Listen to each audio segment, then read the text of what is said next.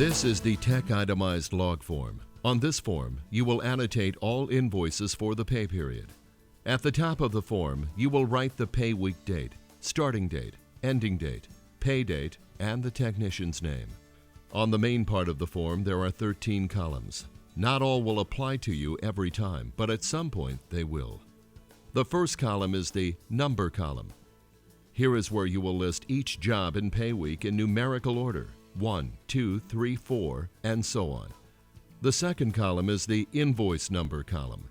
Every invoice has an invoice number on the left side of the document above the diagnosis section. That number will be transcribed to the invoice number column. The third column is the job total collected column, and it will reflect the total amount collected for the job. On the invoice form, it will be the balance due amount.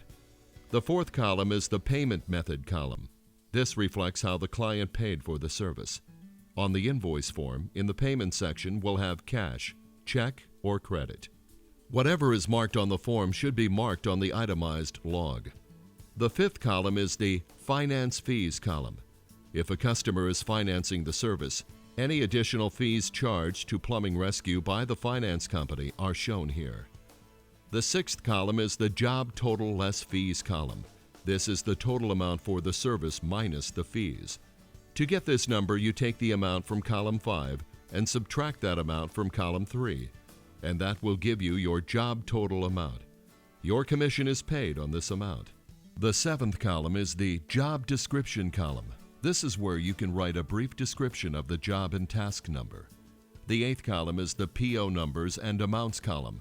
All purchases of materials made for a specific job should reflect the total amount here. For example, if you had to buy a stick of 4-inch PVC, a bi-directional cleanout, and 2 Fernco couplings, and the total amount for these items cost $143, then $143 is written here. The ninth column, the total labor paid column, is one of the columns that may not reflect to you every time, but when it does, it's the total amount paid to extra labor and any equipment rented. If you had to hire somebody to dig a trench for the pipe and you paid them $60, then $60 will be shown here. The 10th column is the pay percent or flat rate column. Based on your rank, you'll get paid based on the percent of revenue or flat rate.